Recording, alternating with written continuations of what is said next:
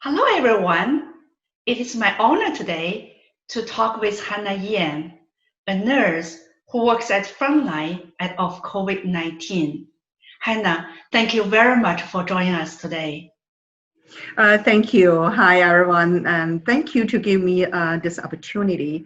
I'm so glad to have this chance and talk for Livingston Public Library. I have been here, this nice community, more than 20 years. I'm so proud to be a part of this big family, this community, very strong, support each other for this COVID-19 virus to fight, work together. We're so proud to have you as a Livingston resident. Thank you. I heard you write a diary that vividly describes what you have experienced every day. You got transferred from the Medical Adult Center to the Emergency Center at Holy Name Medical Center in Teaneck. When did you get transferred and what have you done? Mm-hmm. Yeah, I started on March 16. At that time, we have a lot of COVID-19 patients, a lot of new admission, because Holy Name is located at Teaneck. Because it's close to New York City, so we have a lot of patients. And I work on tent, and let me show you some pictures. And see, that's the blue tent and the other tent. I work as a trash nurse. Also, I help a patient to do the test, to do the COVID-19 test. So we work outside. When the patient come in, they stop here. As a trash nurse, I will check their vital to see if they have flu symptoms. And we do registration here. If the oxygen level low, we send them to the regular ER to get oxygen support. So we send them to examination room to see a doctor and PA, NP if they need a test. They come through the blue tent. The test will be done outside. You will see the nurses there. And also I work a couple weeks in ER, emergency department to help the trash nurse. Yeah, that's me. You'll see every day I wear 2 masks, a 95 inside, outside as a surgical mask. Whenever I have a contact with the patient, like close contact, I change the outside mask, surgical mask. I wear my own glasses and cover with gargle. Cover my here is a surgical gown. I change the surgical gown if I do test for patient. 2 double gloves, and then see that's for PPE. And I will show you some.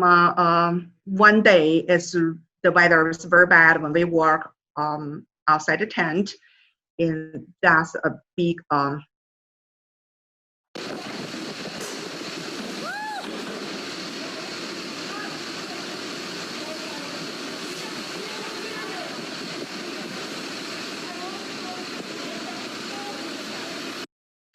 yeah, it's like we have some good day and some bad day. Wow. It was still very cold in March when you work outside all day in a tent. What it is like being in a situation where everyone around you is distressed? It's true. It's like we have a storm, and also some patients when they come, it's like their life storm, the storm in their life. People come in, they get nervous, they're scared. Some of them they feel hopeless and helpless. I remember there's a lady, a middle age, when she came in, and she's very sad. And then I hear her crying. I said, "What's going on?" I go there. I found she's teasing. I says, "There's anything I can help you?" She told me her mom in ICU. She just got a phone call. The ICU doctor to call her said her mom need a vent, and to extend their life, they have to make a decision. So she's very, very upset. I feel that time any human word cannot help her. So I put my hand on her shoulder. I said, let us pray. So we prayed together and she calmed down and she got better. I heard she told me she has 5 children. So I encouraged her. I said, your daughter, also your mom, you have to be strong because your family needs you. So after the comfort, encourage, and she's calmed down. Also, like sometimes we have like a whole family coming. I remember one family, little boy is like a 10-year-old. She cried, she sit there and see nothing, and I can see the tear, on his face. So I just come to him and said, don't worry, honey. Doctors here, nurse here, we are here to help you. You will get better. God bless you. So I feel like a nurse, not just to help a patient with my knowledge, experience, my skill, and also to try to comfort them, give them this emotional support, and also actually also experience some miracle. And I feel, when we pray together and the patient oxygen level, getting increased, calm down, be comfort, relax. So it's really so meaningful to work there. Thank you, Hannah, for giving comfort to the patients when they need you. It is a dangerous job. Have some of your colleagues got the virus? Oh yeah, I believe that's the second week when I worked ER. I heard my CEO getting sick. He's positive. I'll show you the picture. And at that time, everybody's so nervous, get sad. But thank God he come back. Yeah, after 2 weeks, he's back to normal, okay. And also, there's a nurse director. He got infected. Thank God he healed. He come back in 2 weeks, but he lost his mother-in-law. Also, we lost some doctors, some co-workers. He's a nice guy. He work in cafeteria. Everybody really, really miss him. Yeah. So, and still we have some doctors, nurse got infected. But thank God, most of them like a mild symptoms, so came back to work. Yeah. Oh, I'm so sorry to hear that. You are our heroes. How has your life been outside the hospital? You probably are self-quarantined when you go home every day. That's true.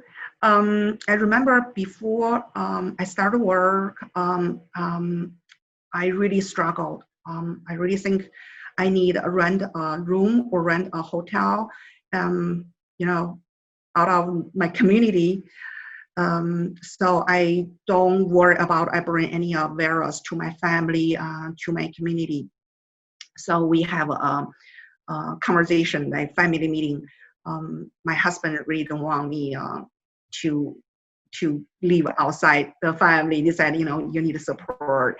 And my kids, they also, they think mom stay home and we work together and as a family and we support you. That's really, really touching at that time, really touching. That's true. Does your husband cook for the family? Oh yeah, tell the when I come home, usually, let me share what do I do? Usually I come home, like I give a call to my husband, and then they open the door. I come to clean my car, and then come to the garage, change, and put all my clothes in the bag. And directly go to my room. I have my own bedroom with a shower. I put my clothes in a bag. I just stay there. and my husband cook, and kids help. So see, you see the picture. I really enjoy. He's sitting much better, and day after day getting better, and cook very nice dishes. Yeah, really enjoy. Wow. And how are your kids coping with the situation? Yeah. Well, kids, I feel they grow up. You know, they help. My elder son, he take the food to the upstairs, put it outside, and then knock the door, say, "Mom, food is ready." And then my little son, we decided let him stay with his friend or friend family he stayed there for a month. I just feel that's safe for him. Also, he can enjoy with his friend. So he stayed there for 1 month until he really missed the family. He's want to support and as one family. So he come back, right? So that's really help. Kids help. Kids help us. Oh, that's my little dog. I will show you. Her name is Momo. At that time, my husband doesn't want me to touch him because an animal also can catch the virus. So he really upset when I come home, and he very upset because I ignore her, and she's very upset until I back to the normal. So it's really tough. Yeah, I believe it's really tough for her too. Yeah, that's very hard. You want to pet the dog and you can't. It's true. Yeah, and you miss your son Joshua, I'm pretty sure. That's true. Yeah. Right. It's tough at that time, and I just feel kids they are very support. Yeah, they're good. Yeah, with this kind of working environment, you keep yourself strong. I love the words you wrote in your diary. After every storm comes a rainbow. What inspired you to write this in your diary? Yeah. Um, yeah, it's a very touching moment, and it's like a Wednesday. When I come to the work, I heard a sad story, and the Tuesday night we in ICU we lost a 7th patient in one night. I heard that, and my heart is broken. I'm so upset. I'm so down. And in the noontime, I saw like blue angels. We call them blue angels. They come. They are nurse from OR. Let me show you the picture. And when they come, and they bring this. Yeah. Yes, does they bring this sticker. They made it themselves. Look, that's different. They use a different heart to make it like a rainbow. And then the words is really encouraged. It's like after every storm comes a rainbow.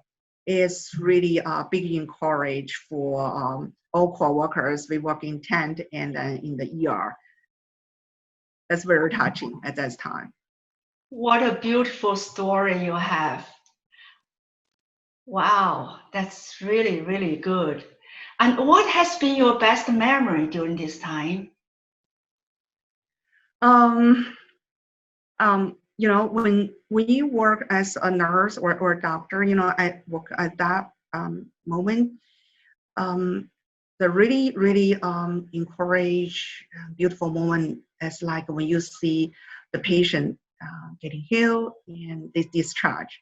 I remember one as a Chinese elder, he was in a very critical situation, was unwell for more than 2 weeks, but thank God he discharged. And because this whole family, like a mother and the father and the son, all in the like 2-3 days, all of them admitted to the hospital. So this is really critical. And so when he discharged, and everybody is so happy, and like doctors and nurse from the whole hospital, we celebrate that moment. I have radio is like a share with you about how exciting we are at that time.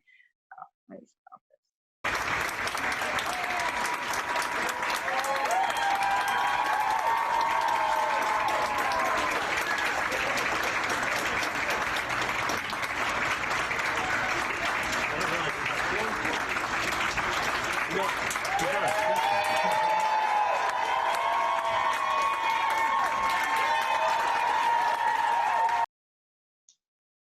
so exciting. Everybody is so exciting. Yeah, that's the first patient, critical patient, and get a discharge from a Holy Name Hospital.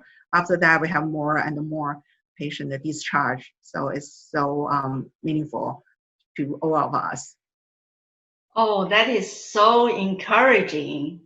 I heard your hospital was struggling with a shortage of PPE at one time. How did the local communities support you? Yeah, that's really appreciate the local community. We are very short PPE in the beginning, couple weeks. I remember one day we got an email from ICU. The mask, they are only good for 2 shifts. And when I sent this message to our community and the Chinese community, at that night I got a lot of masks. You know, people sent it to my home. So we got a mask, we got isolation gowns, gargles, all the PPE, and sent from Chinese associations, Chinese school, and then a church. You know, like in Livingston, Melbourne, West Copwell, in Teaneck, Bergen County, and then even some donation is from China. So it's a big encourage. And for the Chinese community, they donate like a 33,080 some dollars. It's a big. Yeah, a lot of support. I really appreciate. Without them, you know, we cannot win. Like we never run out because of the support and the donation from a local community. Wow. And have you ever have any pictures about the? Oh, yes, I almost forgot. You know, Okay. see, I have the pictures to show you. Mhm. Yeah, that's very nice picture. Oh yeah, that's the picture with the video, you know. Oh, here, that's the pictures, the donation. Yeah, that's a lot of support from them. What strong communities we have right now. We're so proud of our communities. How is the situation now in your hospital? Do you have less patients now? Oh yes, it's much better right now. From beginning of May, gradually back to the normal. At the beginning, we have like almost 90% patient are COVID-19. One day we have like 250 COVID-19 positive patient. We start from like a 5-bed ICU, and we encourage to totally more than 100. I forgot exactly the numbers. Mhm. And also still right now we still keep 270 like a negative pressure bed in case in the future we need it. But ER is gradually back to the normal. We have one part separate for COVID-19 positive patient, and about most of the part is regular. We have an empty bed right now. So gradually back to normal. Yeah, so thank God for that. That's great news. Yeah, that's Thank you true. for informing us. Is there anything else you would like to say to our audience? Yeah. I really like to say and thank you all of you, and thank you for your support, your donation and your nice word and the food people donate, and also your prayers. And for everyone, you stay home, for you safe, and also you safe or safe, and as a big support for us. And keep safe. Even we probably will face a reopen, but remember you need a mask, wash your hand, keep social distance, protect you, protect your family, and the whole community. Thank you for the good advice. Hannah, thank you so much for joining us today. We are grateful to hear your story. Thank you for the incredible work you've done for us. Stay safe and healthy. Thank you. It's really my pleasure. It's really my pleasure to be here to share what I hear, what I see, to encourage each other. And be safe. And God bless you. God bless America. Thank you, Hannah.